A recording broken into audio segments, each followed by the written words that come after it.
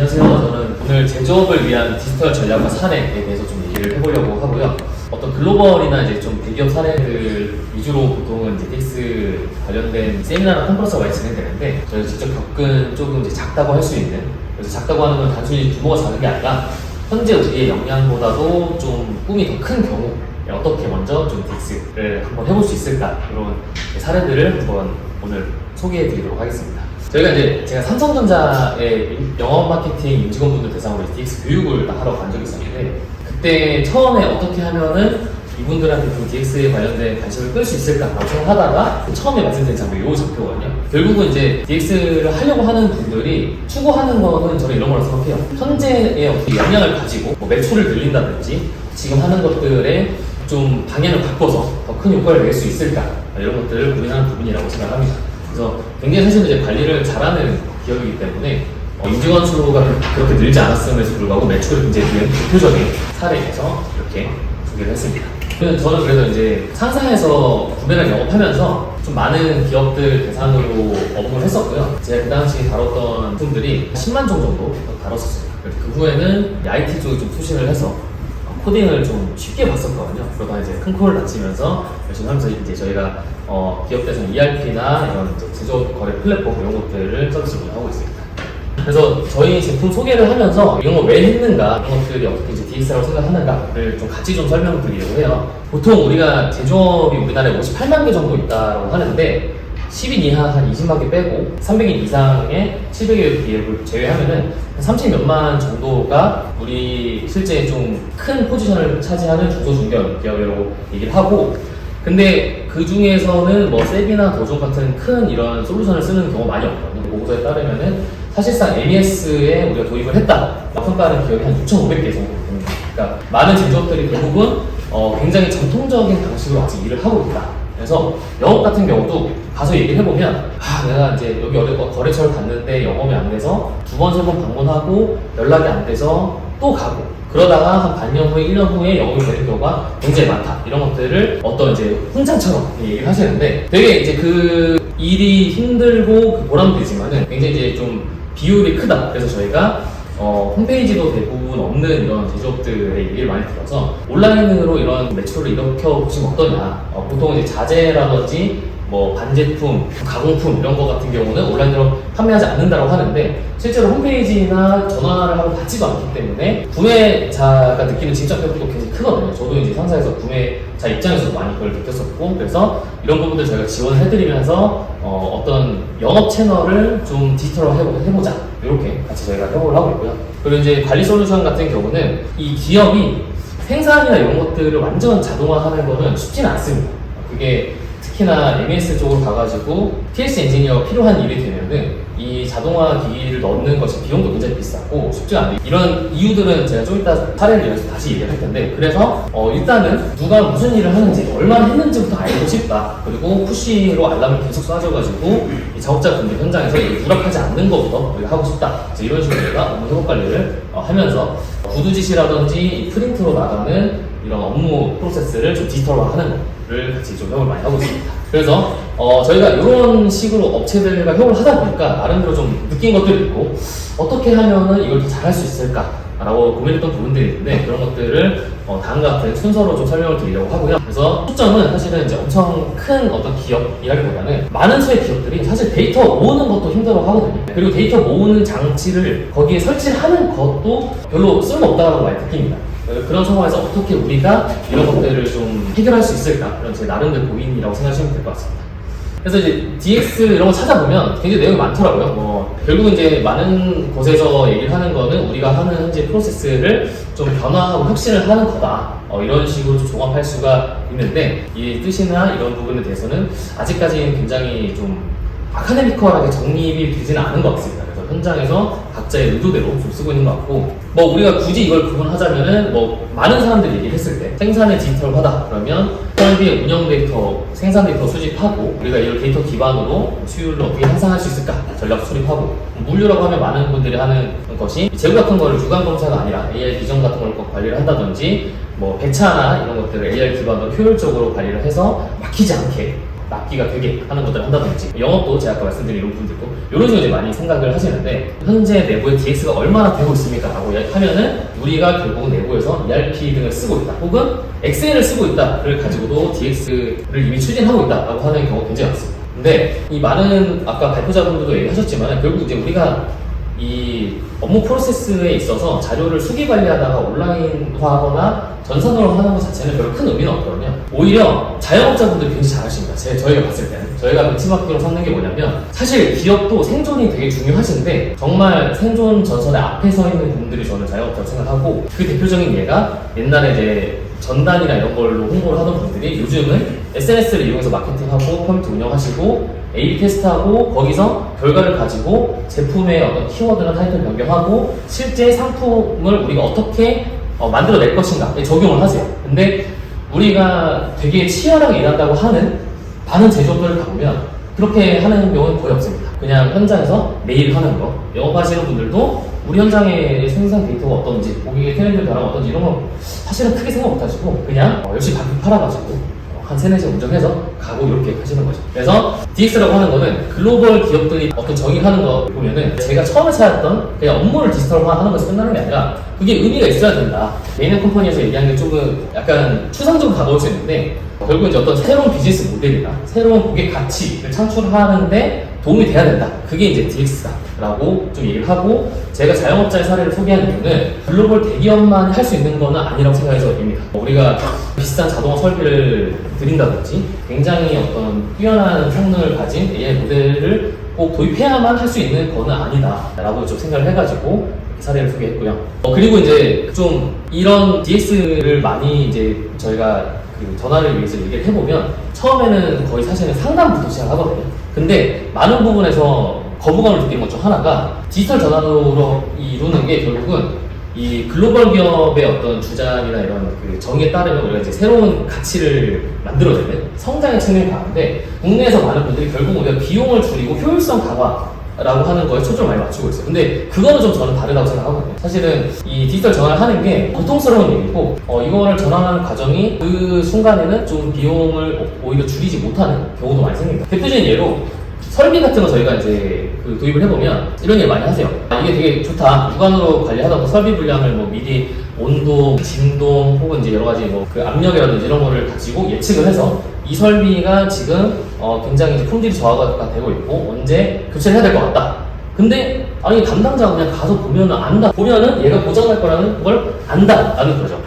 그래서 사실 제가 이제 말씀드리는 거는 이 DX의 의미는 이런 거에 초점을 한다기보다는 우리가 요걸 가지고 하려고 하는 게 뭐냐, 데이터를 기반으로 히든 벡터를 찾는다든지 히든 벡터를 찾아가지고 더 좋은 품질로 제품을 생산할 수 있는 방법이 없는지, 이런 그 다른 어떤 이제 가치를 추구하는 쪽으로 가야지 이런 부분 DX 전환하고 도입하는 거에 대해서 거부감이나 저항감이 좀 줄어든다, 이렇게 좀 생각을 하고 있습니다. 그래서 또 장점이라고 할 수 있는 거는 사실은 소규모일 때는 별로 이제 티가 안 나는데 이런 그것들이 많잖아요. 이런 게 많고 뭐 요즘 같은 경우는 사실은 바코드만 찍는 게 아니라 이런 자재 이런 스펙표가 있으면 바로 이제 OCR로 읽어버린 다음에 걔가 품목이 등록이 안 돼 있으면 품목 등록되면서 바로 입고 처리돼. 이런 식으로 되거든요. 이런 게 이제 의미가 있는 거는 재고가 많았을 때 얘네가 사실 사람이 세는 것보다 꼭 정확하리라는 보장은 없거든요. 결국은. 왜냐면 이제 비전이라고 하는 게 이 현장에 가보면 사실은 위치, 각도, 그리고 시간에 따른 빛, 뭐 이런 거에 영향을 많이 받고 정확하게 읽기 어려운 경우가 많은데,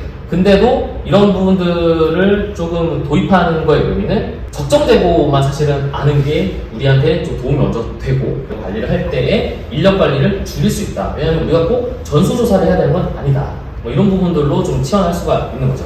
그래서 기업 사례들을 보면은 우리나라 같은 경우 사실 이제 가장 유명한 사례 이제 쿠팡이라고 저는 보는데, 쿠팡이 물류 그 시스템을 혁신을 하면서 고객을 빠르게 많이 흡수를 하고 다시 그 고객 정보를 기반으로 이런 개인화 서비스들을 제공을 하면서 이제 내부적으로 디지털라이제이션을 선순환을 통해서 진행하고 있다, 이렇게 얘기를 하고 있고, 지메스가 이제 어떤 제조 현장에서의 디지털 전달을 굉장히 잘한 케이스로 이제 많이 아는 그런 사례인데, 이 GMS 같은 경우는 생산 규모하고 분량을 동시에 좀 잡으면서 그 현장에서 데이터들을 계속 모으고 이런 부분들을 이 다시 생산력을 올리고 분량을 잡는데 그런 식으로 선순환하면서 데이터를 활용하고 있는 거죠. 그래서 그 우리가 이제 우리 기업에서 디지털 전환할 때 결국에는 이 데이터를 우리가 수집을 하고 뭔가 업무 프로세스를 디지털화 하는데 목표가 있어야 된다. 근데 아마 좀 더 적나라하게 얘기하면은 이익을 늘리는 거가 되겠죠. 그거를 그래도 우리가 좀 더 정성적으로 표현을 하고 좀 세분화했을 때는 경영 환경을 좀 변혁하고 그 가치를 창출하자. 이렇게 저는 좀 말씀드리고 싶습니다. 사례 및 전략에 대해서 얘기할 건데요. 사실 이제 대기업 사례도 일부 좀 소개를 드리고 2번, 3번은 직접 느꼈던 부분에 대해서 좀 말씀을 드리려고 합니다. 대기업 사례 같은 건 이미 사실 많이 아는 분들이 많아가지고 몇 개 좀 주요한 것만 저희가 했고요.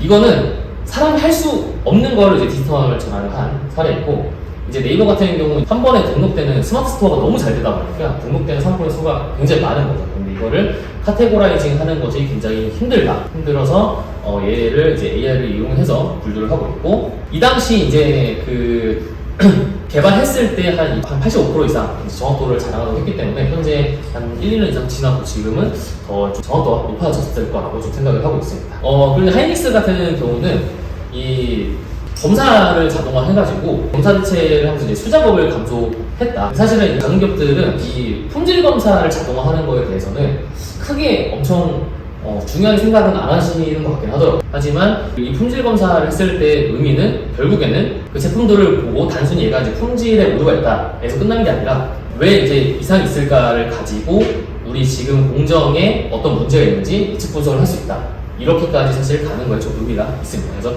단순히 육안으로 하면 된다 해서 끝나는 게 아니라 자동화함으로써 공정에서 어떤 부분을 우리가 좀 개선할 수 있는가 여기까지 가는 거에 의미가 있는 거죠. 삼성전자 같은 경우도 이제 평택 디램 공정 이 특정 부분은 완전 무인화를 좀 추진을 하겠다라고 하면서 지었던 거였거든요. 근데 이제 물론 임직원분들이 많이 계시지만은 그래서 이런 식으로 대기업들이 많이 하고 있습니다. 대기업 사례를 굳이 좀 설명드린 이유는 보통은 이제 대기업이 디지털 전환하는 게 우리하고는 큰 상관이 없다고 많이 느끼세요. 나랑 경쟁 관계에 있는 옆에 우리 상단에서 나랑 경쟁 관계에 있는 옆에 공장에서 이제 DX를 하는 거가 나한테 의미가 있다고 느끼는데, 실제로 소프트웨어 같은 경우는 굉장히 많은 부분에서 AI 솔루션이 나와 있잖아요. 그런 게 저는 이제 제조 현장으로도 더 갈 거라고 생각하는데, 저희 실제 이제 주위에 이런 업무를 하시는 대표님들이 얘기를 하시는 게 자동화 기능이 나오고 어도비에서 이런 것들 제공하고 코딩을 도와주는 AI, 실제로 여기 기업의 수주가 굉장히 줄었거든요. 왜냐하면 기존에 외주를 맡기던 거를 직접 하게 되는 거죠. 근데 이 제조업에 대해서도 저는 이런 부분이 많이 가서 사실은 내 경쟁 상대가 나랑 같은 이런 이 단계에 있는 우리 경쟁 상대뿐만 아니라 나의 이 수주처가 디지털 전환하는 것도 나의 위기다, 이렇게 좀 말씀을 드리고 싶습니다. 이제 디지털 전환하면서 또 하나 제가 느끼는 게 결국은 이 용어라고 하는 거가 좀 생기거든요. 디지털 전환을 하면서 여기 익숙한 기업들이 하는 용어가 생겨요. 근데 원래 이제 제조업이라고 하면은 보통 품질이든 공정이든 과정에서 이제 전문가들끼리 얘기하는 용어들이 있었는데, 디지털라이제이션 되면서 사실 생기는 좀 용어들이 있고, 그런 것들을 몰랐을 때 약간 비전문가다, 프로페셔널하다 라는 느낌을 좀 주게 됩니다. 그런 부분들을 우리가 방어하려면 단순히 우리 회사 내에서의 어떤 생산성을 높이는 것뿐만 아니라 우리 현재 지금 거래 관계에 있는 거래처하고의 관계를 유지하는 것을 위해서라도 지금 이제 디지털 전환하는 게 좀 필수적인 상황이다. 저는 이렇게 좀 생각하고 있습니다. 그래서 이거는 이제 저희가 실제 하는데, 여기가 한 예를 들면 20명 정도 제조, 이 정도면 매출 한 30억에서 50억 정도 되는데, 이 경우에도 대부분 이제 내부에서 쓰는 솔루션 거의 없어요. 버종이나 이런 건 굉장히 어렵고 좀 무겁다고 생각을 많이 하고, 공장장님이 이제 옆에서 관리를 하고, 사장님들은 또 현장에 많이 없으세요.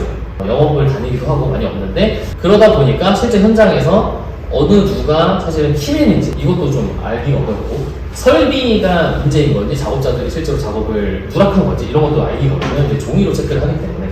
근데 그런 것도 실제로 어떤 실적으로 효과 체크를 하기도 쉽지 않은 거죠. 그래서 저희가 모바일로 이 작업자들의 어떤 실적이나 상황 같은 거를 다 보고 할 수 있게 이렇게 했었고, 보통은 이 제조 현장의 솔루션이 PC로 많이 되어 있는데, 이렇게 키오스크가 많이 이어져 있지 않는 이상 그거를 현장에서 PC를 하는 게 좀 쉽지 않고, 저희 교육 가보면 일단은 컴퓨터를 좀 싫어하세요. 그러니까 사무직, 영업 관리 하시는 분들 혹은 이제 경영하시는 분들은 PC로 지시를 하시는데, 이 실제로 지시를 봐야 되는 분들이 PC를 싫어하시고, 이 앱도 계속 저희가 쉽게 만들려고 좀 많이 노력을 하고 있어요. 그리고 보통은 많이 하는 게 이 바코드인데, 이 바코드 시스템의 문제가 이 바코드 리더기를 쓰면 이 선이 제한이 있거든요.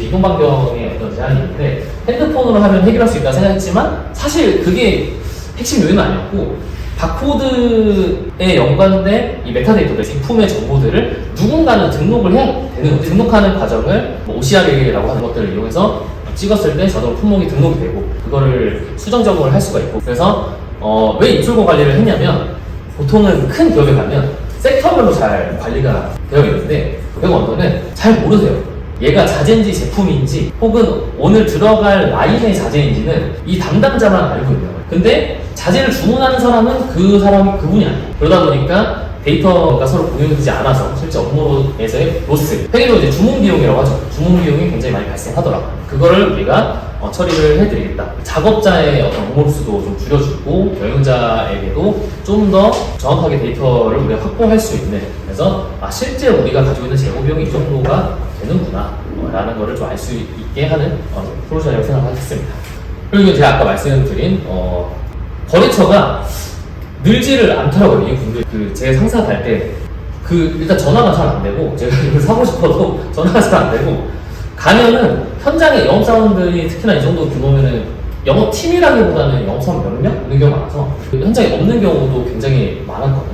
이런 부분들을 우리가 좀 해결해 주겠다라고 해서 이런 이제 온라인으로 판매 채널을 저희가 등록해서 해주고 있고 사실은 굉장히 대표님들이 좋아하십니다. 홈페이지를 하나 공짜로 만들어 온 것 같은 그런 효과가 있기 때문에 좋아하시는 상황이고요. 보통은 제조회사 특히나 이제 자동화를 하면 꼭 디지털 전환을 한다고 생각하는데 그게 아니라 얘를 어떻게 쓸지 우리가 고민을 하고 사실은 도입해야 되는 부분인 거고 자동화 설비라는 게 꼭 싸다 이렇게 말씀드리기는 어려울 거예요. 왜냐면 이제 얘를 결국 제어를 하려면은 이 필스 엔지니어가 꼭 필요하게 되는데 필스 엔지니어가 굉장히 고임금 인력이 이 자동화 설비 쪽으로 가면은 설비를 납품하는 업체들이 굉장히 다양하고 OPCUA라고 해서 통합 프로토콜을 하려고 하는데 또 좀 패권 싸움이 있는지 설비들이 그걸 막 따르지는 않는 것 같게 그래서 사실 자동화 설비를 유지 관리하려면 그런 걸 관리할 수 있는 인력을 둬야 되는 부분이 있기 때문에 우리가 이 자동 설비를 도입하면서 어떻게 이 경영에서의 혁신을 할 것인가 단순히 어떤 지금 작업을 하는 사람을 대체하기 자동화 설비를 도입하는 것은 비용적으로는 큰 의미가 없을 수도 있다. 이렇게 좀 말씀드리고 싶고 그래서 목표를 우리가 단기, 중장 계획을 구분해서 어떤 식으로 혁신을 이룩할 건가 이런 것들 좀 고민해서 세워야 된다 생각합니다. 디지털 전환을 도입하는 단계에 대한 저도 좀 이거를 좀 많이 궁금했었는데 아카데미컬하게 막 전 세계에서 공감하는 그런 건 없더라고요. 그래도 이제 저도 여기저기 좀 보고 강의도 듣고 하면서 느낀 거는 일단은 처음에는 인프라를 구축해야 된다. 근데 인프라라고 하는 게 단순히 어떤 이 시스템을 도입하는 게 아니라 좀 문화적으로 되어 있어야 된다고 생각합니다. 사실 사무직도 저는 이런 것들을 전환하는데 좀 약간 저항이 있다라고 보고 제조업 현장은 정말 저항이 크거든요. 저항이 크고 나를 감시하려고 하는 거냐 아니면 이제 나를 안 쓰려고 하는 거냐 이런 되게 직접적인 일을 많이 하시는데 꼭 그런 게 아니다. 우리가 더 큰 회사가 돼서 우리 공장님, 장님도 여기만 관리하는 게 아니라 더 큰 공장을 관리하고 이런 식의 좀 비전도 주고 우리 목표가 결국은 새로운 가치를 창출하는 거다. 이런 좀 문화적인 부분에서 이제 변화를 줘야 된다. 이렇게 좀 말씀드리고 싶고요. 그 다음에 우리가 이렇게 했을 때 비즈니스적으로 어떠한 가치를 좀 줄 수 있을까 이런 걸 좀 계획을 세워야 된다고 생각해요. 왜냐면 막무가내로 사실은 했을 때 데이터를 많이 받으면 좋은데 처음에 제가 사고했던 사례가 설비의 각종 온도나 습도, 진동, 이런 압력 이런 데이터를 설비에서 받아가지고 이제 설비가 고장날지 이런 것도 예측한다고 했는데 그걸 받아오면은 뭔가 기분은 좋거든요. 이렇게 대시보드에 모니터링 돼서 막 나오면. 근데 그걸 뭘 할 거냐 이거죠. 결국은 비싼 거를 설치를 해가지고. 그래서 계획이 있어야 된다라는 거를 말씀드리고 싶고 사실은 여기 이제 오프라인으로 보시는 분들 중에도 제조업이 굉장히 이제 큰 제조업에서 다니시는 분도 계시겠지만 현 상황에서는 좀 공감이 되는 부분은 그래도 있지 않을까 이렇게 좀 생각을 하고 있고요. 결국은 우리 현 수준을 확실히 아는 게 중요하거든요. 우리가 생산 관리를 자동화하게 AI로 생산하겠다 하는데 품목이나 비용에 어떤 식으로 그리고 가공을 해야지 문제가 없는가 이런 것도 노하우에 의존하는 경우가 굉장히 많습니다. 그분이 없어도 누구든 할 수 있게 만드는 게 저는 이제 시스템이라고 생각을 하고 디지털 전환의 묘기라고 생각하기 때문에 우리의 단계부터 잘 좀 고려를 해가지고 차근차근 하는 게 좀 중요하다 그렇게 생각하고요.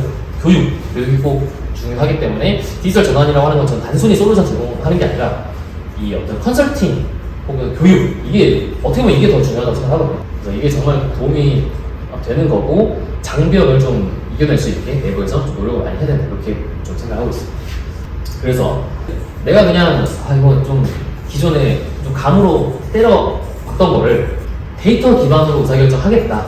그래서 그렇게 하기 위해서 우리가 데이터 기반으로 그 비즈니스를 전환하기 위해서 최종적으로는 우리가 디지털 전환을 함으로써 새로운 가치를 만들어내겠다, 그런 이제 목표를 가지고 잘 추진을 하시는 게 중요하다, 이렇게 말씀드리고 싶습니다.